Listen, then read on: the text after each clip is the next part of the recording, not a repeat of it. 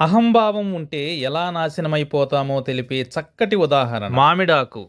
అన్ని శుభకార్యాలకి నేనే మంగళం, మిగతా ఆకులన్నీ అమంగళం అనుకునేదట. అప్పటి నుంచి తలక్రిందులుగా వేలాడి. కరివేపాకు.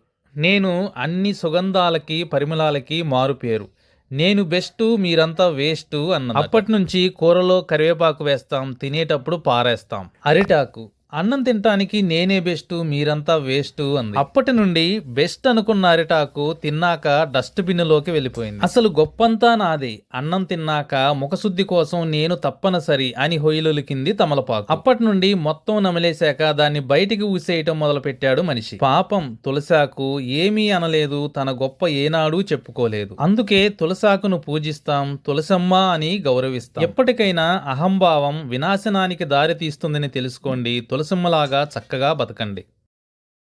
Download ShareChat.